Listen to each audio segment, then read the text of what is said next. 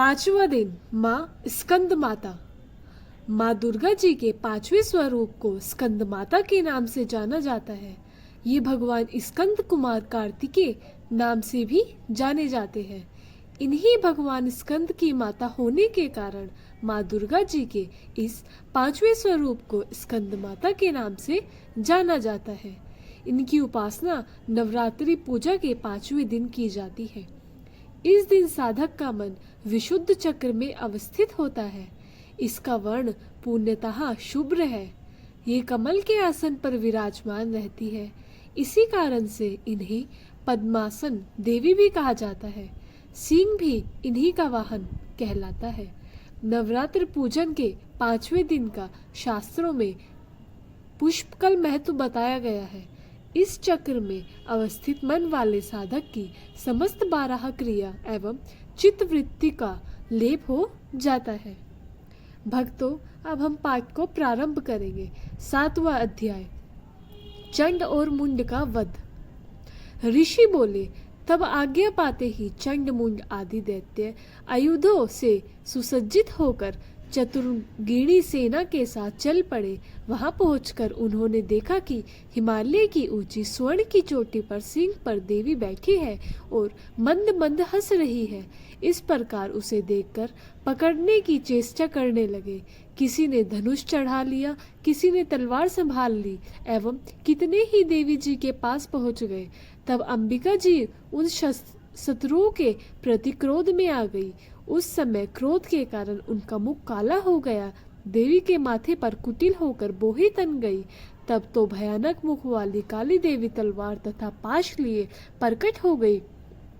उन्होंने अद्भुत सा खटवांग धारण किया हुआ था। नरमुंडों की माला शोभित थी। चीते के चर्म की साड़ी पहनी हुई थी। शरीर का मांस सूखा दिखाई देता था। अत्यंत भयानक रूप था। मुख को खोल रखा था।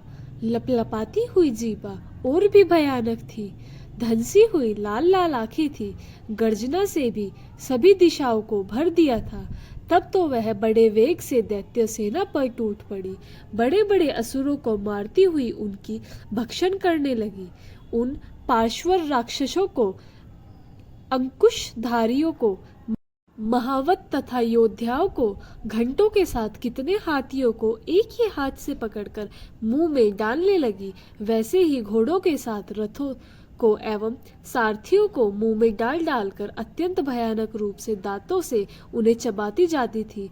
किसी को केश पकड़ लेती थी तो किसी की गर्दन दबा डालती, किसी को पैरों से दबोच लेती तो किसी को छाती से धकेल कर मार गिराती। असुरों के द्वारा छोड़े हुए अस्त्र शस्त्र को मुंह से पकड़ती जाती और दांतों से पीसती जाती। काली जी ने इस प्रकार बलवान दुरात्मा असुरों की वह सेना कुचल डाली। कितने ही असुरों को मार दिया।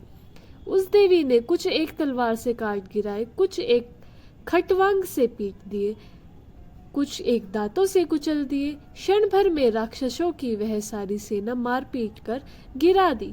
यह देख चंड उस भयानक काली की ओर दौड़ा। इधर महाअसुर मुंड ने भी महाभयंकर बाणों की वर्षा से एक सहस्त्र चलाए और चक्रों द्वारा उस भयानक आंखों वाली देवी को ढांप दिया। वे अनेक चक्र देवी के मुख में प्रवेश करते हुए इस प्रकार दिखाई देने लगे जैसे बहुत से सूर्य बिंब बादलों के पेट में समाते जा रहे हो। तब तो जिसके भयानक मुख के भीतर जिसका देख सकना भी कठिन था, ऐसे दांतों के प्रकाश से दमकती हुई अत्यंत क्रोध में आकर भयानक गर्जना करती हुई वह काली भीषण अट्टहास करने लगी। तब हू करती हुई बड़ी तलवार लिए हुए देवी चंड पर कूद पड़ी। उसे बालों से पकड़कर उसी तलवार से झट चंड का सिर काट दिया। तब चंड को इस प्रकार मारा गया देखकर मुंड देवी जी की ओर दौड़ा। कुपित काली ने तलवार से मारकर पृथ्वी पर मुंड को भी गिरा दिया। महाबली मुंड को मरा हुआ देखकर और सेना का नाश देखकर शेष सेना भयभीत होकर इधर उधर भाग गई।